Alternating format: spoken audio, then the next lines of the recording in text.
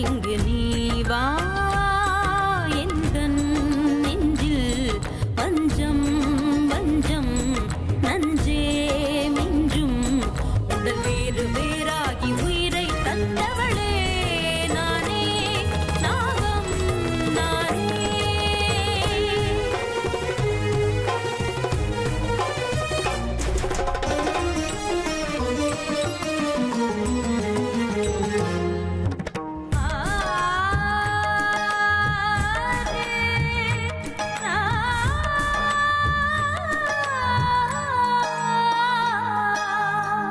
ஜென்மம் பல தாண்டி உன்னோடு வாழ வேண்டுமே, மரணம் தன்னை வென்று தினம் காதல் செய்யவா, நாகமணி தேடி என் ஜீவன் இங்கு வாடுதே, சொந்தங்களை நாடி உயிர் தேடி ஓடுதே, பூமிக்கு வந்த நிலவு பிறவீது சாபமா, கடமையை தாண்டும் உறவு மனமிளகிடுமா, எந்தன் நெஞ்சில் வஞ்சம் வஞ்சம் நஞ்சே மிஞ்சும் உடல் வேறு வேறாகி உயிரை தந்தவளே நானே நாகம் நானே தந்தவளே நானே நாகம் நானே.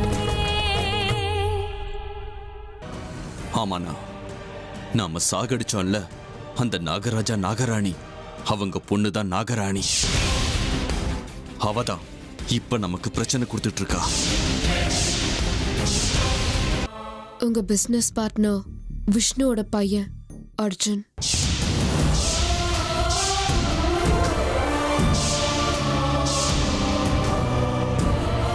உங்ககிட்ட வேலை செஞ்சுக்கிட்டு இருந்தார்ல அந்த அர்ஜுன் தான். இந்த மாசம் 30ஆம் தேதி சரியா 12 மணிக்கு இவங்க கல்யாணம் நடந்தே ஆகணும்.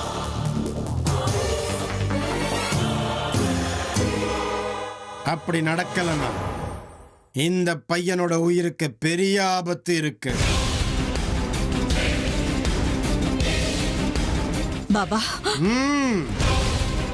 நான் இன்னும் பேசி முடிக்கல.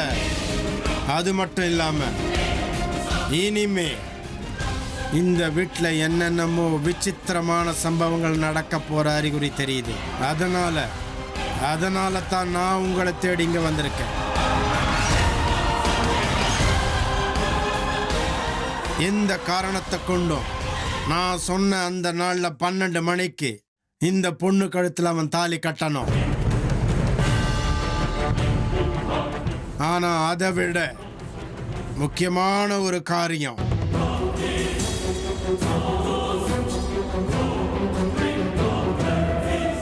சொல்லுங்க பாபா, நாங்க என்ன பண்ணணும்? ஏதாவது பரிகாரம் செய்யணும்னா சொல்லுங்க, நாங்க எல்லாத்துக்கும் தயாரா தான் இருக்கோம். சொல்லுங்க, நாங்க இப்ப என்ன பண்ணணும்? விஷ்ணு, இந்த வீட்டுக்கு மூத்த பையன் நீதானே. உன்கிட்ட நான் ரொம்ப முக்கியமான ஒரு விஷயம் பேச வேண்டியிருக்கு. வா. என்ன அன்னைக்கிட்டயா? பாபா, எதுவோ இருந்தாலும் என்கிட்டயே சொல்லுங்க. அண்ணன் எதுக்கு? பிரச்சனைக்கு பரிகாரம் வேணுமா வேண்டாமா ருத்ரா? வேணும்னா நான் சொல்ற மாதிரி நீங்க கேளுங்க. விஷ்ணு இந்த வீட்டுக்கு மூத்த பையன். இந்த கண்டம் நீங்கிறதுக்கு விசேஷமான ஒரு பூஜையை பண்ணி ஆகணும். அதுவும் விஷ்ணு மட்டும்தான் தனியா பண்ணணும்.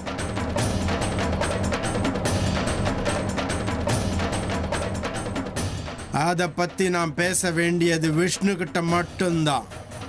சொன்னது புரியுதா? விஷ்ணு, நாம போலாமா? வா.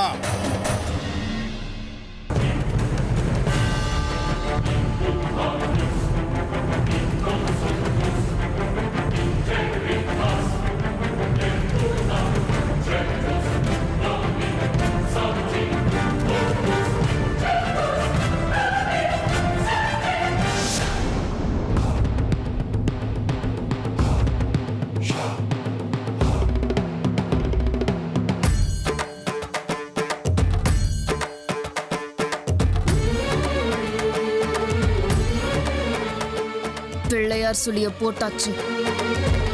இப்போ ஒவ்வொரு காரியத்தையும் எப்படி செய்யணும்னு நான் முடிவு பண்ணணும். பரமேஸ்வரா, நான் உன்னதான்ப்பா நம்பி இருக்கேன். நீதான் எனக்கு ஒரு நல்ல வழியை காட்டணும்.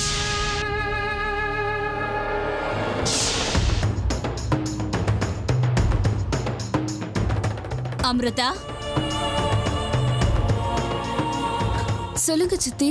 நீ செய்யறது மிகப்பெரிய தப்பு அமிர்தா, தப்பு. எதை சொல்றீங்க நீங்க? என்ன அமிர்தா, எதுவும் தெரியாத மாதிரி என்னைய கேக்குற? இப்போ நீ எடுத்திருக்கிற முடிவு சரியானதா? நாகலோகத்தை சேர்ந்த நீ மனுஷலோகத்துல இருக்கிறவனை கல்யாணம் பண்ணிக்கணும்னு எடுத்த முடிவு ரொம்ப தப்பு. சித்தி, என் மனசுல இருக்கிற ஒரே ஒரு எண்ணம் நாகமணி அடையிறது மட்டும்தான். அதுக்கு என்கிட்ட இருந்தது இந்த ஒரு வழிதான். அதுக்கு கல்யாணம் தான் பண்ணிக்கணுமா அமிர்தா? அவனை கல்யாணம் பண்ணிக்காம நாகமணி எடுத்துட்டு வர உனக்கு வேற வழியா கிடைக்கலையா? இல்ல சித்தி, அவரை கல்யாணம் பண்ணிக்காம அந்த வீட்டுக்குள்ள நுழையறதுக்கு எனக்கு எந்த ஒரு வழியும் தெரியல. நாகமணி எனக்கு கிடைக்கணும்னா நான் அந்த வீட்டுக்கு மருமகளை போய்தான் ஆகணும் சித்தி. ஒரு விஷயம் புரிஞ்சுக்கோ அமிர்தா, அவனை கல்யாணம் பண்ணிக்கிட்டா நீ திரும்பி நாகலோகத்துக்கு வரவே முடியாது. சித்தி, இப்ப எனக்கு நாகமணி அடையிறது தான் முக்கியம்.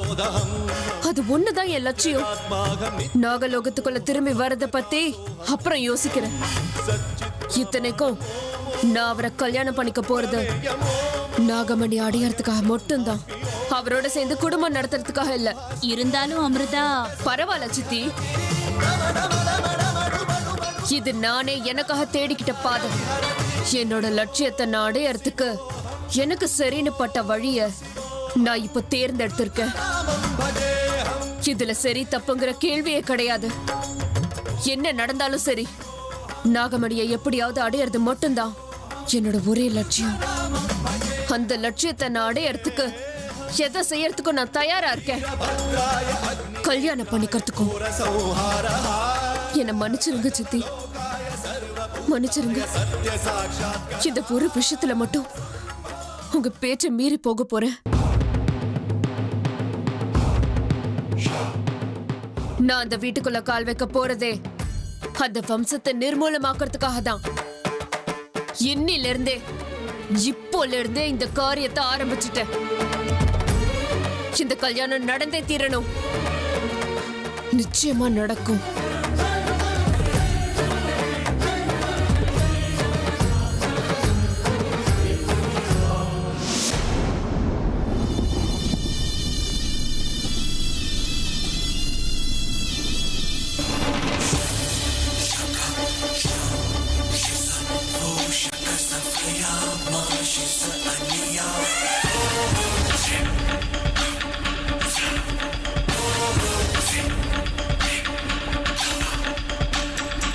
எத்தனை பெரிய சக்தி வாய்ந்த அந்த நாகமணிய யாருக்கும் தெரியாம எங்கேயோ ஒளிச்சு வச்சுட்டு ஒன்னும் தெரியாத மாதிரி நிக்கிற.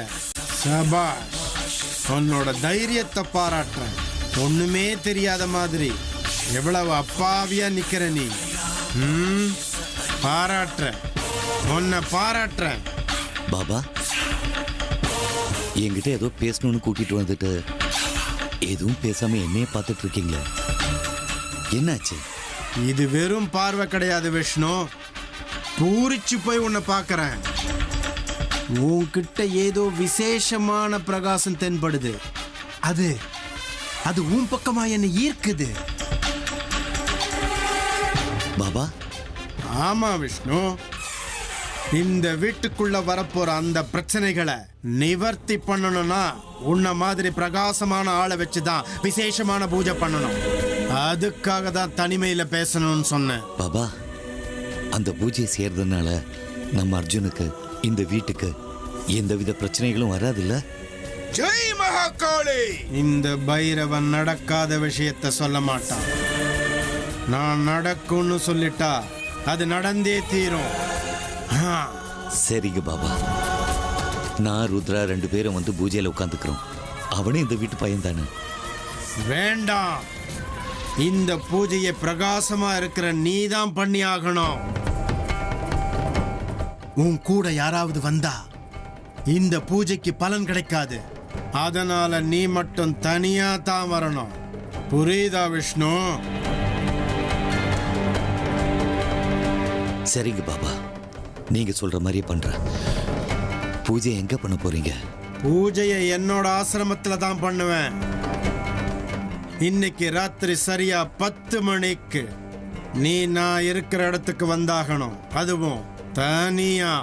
சரி பாபா, வந்துடுறேன். நல்லதே நடக்கும். நான் கிளம்புறேன். ஜெய் மகாகாளி.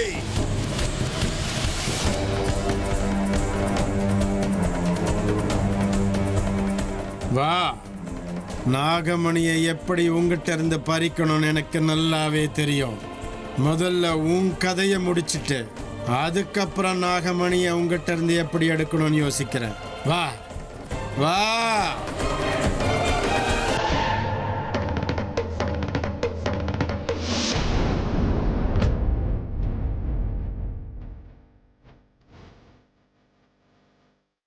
அட ஆண்டவா, என்னப்பா உன் திருவிளையாடல்! ஆஹாஹாஹா! இவ்வளவு நாள் நீ விளையாண்ட விளையாட்டுல இப்பதான் சுவாரஸ்யமே ஆரம்பிச்சிருக்கு. நாகமணி யாருக்கு? யார் முயற்சி எப்படி பலிக்கப் போகுது? அது யாருக்கு கிடைக்கும், யாருக்கு கிடைக்காது? இதெல்லாம் முடிவாகிற நேரம் நெருங்கிக்கிட்டே இருக்கு. அமிர்தா, உனக்கு அவ்வளவு சீக்கிரம் அந்த நாகமணி கிடைச்சிராதம்மா. அது ரொம்ப ரொம்ப கஷ்டம். விஷ்ணு, இன்னும் கொஞ்ச நாளைக்கு மட்டும்தான்ப்பா அந்த நாகமணிக்கு நீ சொந்தக்காரன். பைரவா, அந்த நாகமணி உனக்கு வந்து சேர்றது உன் தலையில எழுதாத எழுத்தப்பா. அப்படின்னா அந்த நாகமணி உண்மையிலேயே யாருக்கு சொந்தம்? நாகமணி யார் கைக்கு போய் சேரும்? எல்லாத்துக்கும் காலந்தான் பதில் சொல்லணும். காலாய தஸ்மை நமஹ. ஓம் நம சிவாய். ஓம் நம சிவாய். ஓம் நம சிவாய்.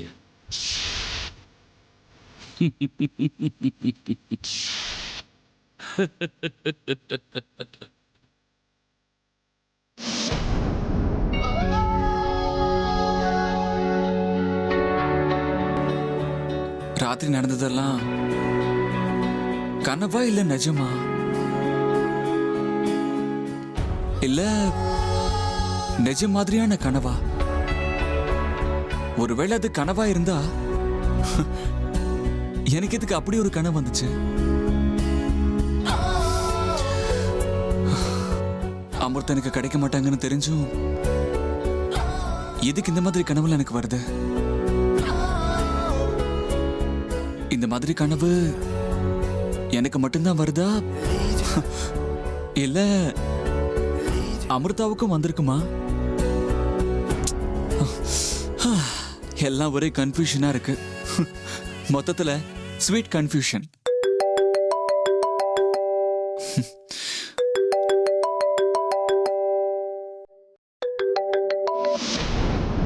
ஹலோ, யாரு?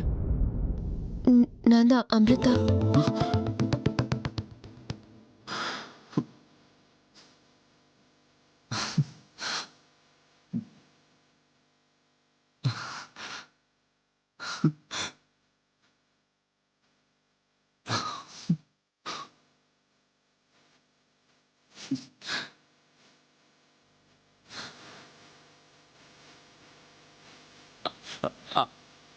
அமிர்தா, நீங்களா? இதுக்கு தான் சொல்றேன், நினைச்சுக்கிட்டா உடனே நடந்துரும்னு. இவ்வளவு நேரம் நான் உங்களை பத்தி தான் நினைச்சுக்கிட்டு இருந்தேன். இதுதான் இங்கிலீஷ்ல டெலிபதின்னு சொல்லுவாங்க. அதான் சினிமால கூட சொல்லுவாங்களே, அதாங்க பூர்வ ஜென்ம பந்தம். ஏதோ ஒன்று விடுங்க. என்னங்க விசேஷம்? முதல்ல என்னடானா நீங்களே வீட்டு வரைக்கும் வந்துட்டு திரும்பி போயிட்டீங்க. ராத்திரி கூப்பிடாமலே என் கனவுல வந்தீங்க. இப்ப என்னடானா நீங்களா எனக்கு போன் பண்ணிருக்கீங்க. இதெல்லாம் நிஜம்தானா அமிர்தா? நிஜம்தான். அப்படின்னா ஏதாவது பேசுங்க. என்ன பேசுறது? ஏங்க, போன் பண்ணது நீங்க தானே, என்ன கேட்டா எப்படிங்க? உங்க ஸ்வீட் வாய்ஸ்ல நீங்க என்ன பேசினாலும் சூப்பர் தாங்க. ஏதாவது பேசுங்க. எங்க அமிர்தா, நீங்க எனக்கு ஃபோன் பண்ணதை இன்னும் என்னால நம்பவே முடியலங்க. அது சரி, இத்தனை நாளா என்ன பார்த்தாலே பாம்பு மாதிரி சீர்கிட்டே இருந்தீங்க. இப்ப என்ன நீங்களே எனக்கு ஃபோன் பண்ணி பேசுறீங்க? காலம் எப்பவும் ஒரே மாதிரி இருக்காது. காலத்துக்கு ஏத்த மாதிரி நாமளும் மாறிக்கிட்டே இருக்கணும். என்னங்க நீங்க விடுகதை போட்டு பேசிக்கிட்டு இருக்கீங்க? புரியுற மாதிரி கொஞ்சம் தெளிவா சொல்லுங்களேன். இந்த மடையனுக்கு அப்பதான் புரியும். நாம எதையாவது தொலைச்சதுக்கு அப்புறம் தானே அர்ஜுன் அதோட மதிப்பே நமக்கு தெரிய வரும். இப்போ எதோட மதிப்பு உங்களுக்கு புரிஞ்சுது? நீங்க எதை தொலைச்சிங்க? உங்களதான்.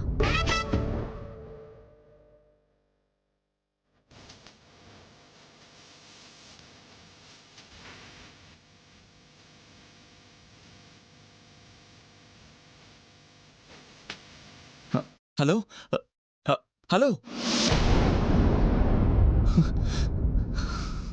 என்ன அர்ஜுன், காலையிலேயே யார்கிட்டயோ சுவாரஸ்யமா பேசுற போல? இல்லையே, நான் யார்கிட்டயும் போன்ல பேசலையே. இல்லையே, உன் குரல் கேட்டுச்சு. உனக்கு நீயே பேசிட்டு இருந்தியா? போன் ரிங் ஆன சத்தம் கூட கேட்டுச்சு. சரியான டிடெக்டிவ் கிட்ட மாட்டிக்கிட்டேன் போல இருக்கே. கடவுளே. அதா ஏதோ ராங் நம்பர். அதற்கிட்ட விடு. நான் போய் ஃப்ரெஷ் ஆயிட்டு வரேன். ஓஹோ, ராங் நம்பரா? உன்னோட ராங் நம்பர் அழகி யாருன்னு எனக்கு தெரியும். இதெல்லாம் அந்த அழகி அமிர்தா இருக்காளே, அவ பண்ற வேலைன்னு எனக்கு தெரியும். இதுக்கெல்லாம் ஒரு முடிவு கட்டாம நான் விட மாட்டேன். கட்டுறேன்.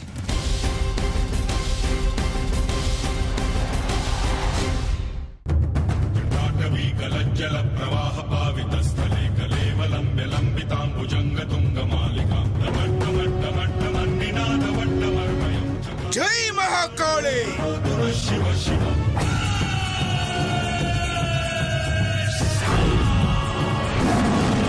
பினாகா வா.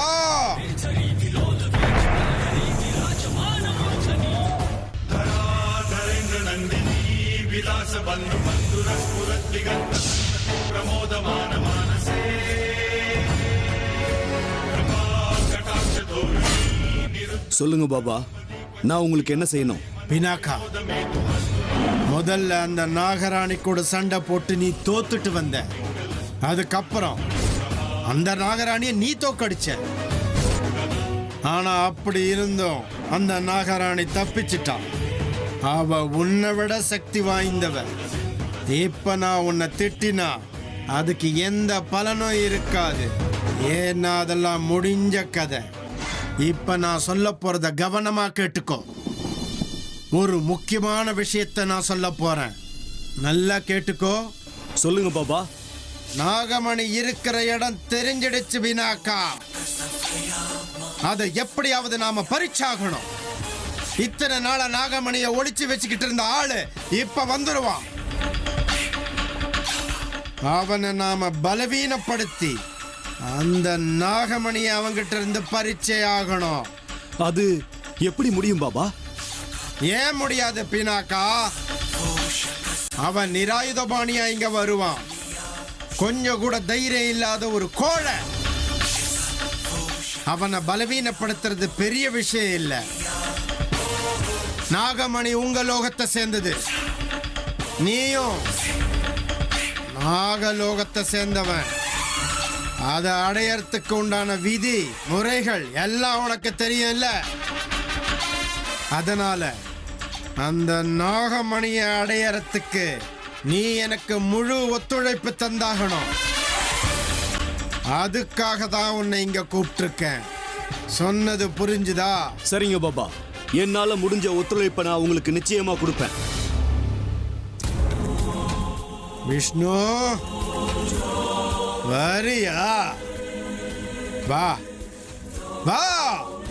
உன் கையில இருக்கக்கூடிய அந்த நாகமணிய நான் எப்படியாவது பறிக்கலனா என் பேரு பைரவ பாபா கிடையாது.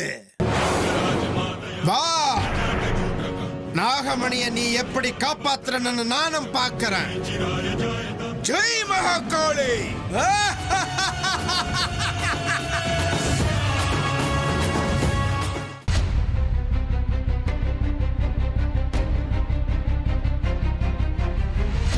பாபா சொன்ன பூஜைக்கான நேரம் நெருங்கிடுச்சு.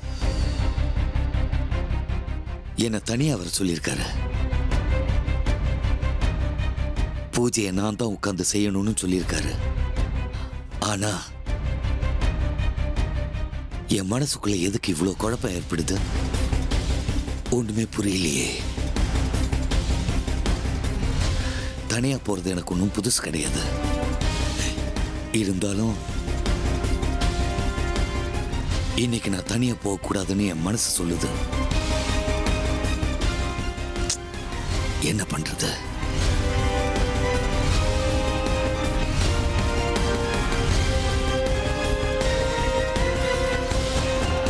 ஐடியா. என் நாகமணியை என் கையில கொண்டு போறதுதான் நல்லது. அதுதான் எனக்கு பாதுகாப்பு கவசம்.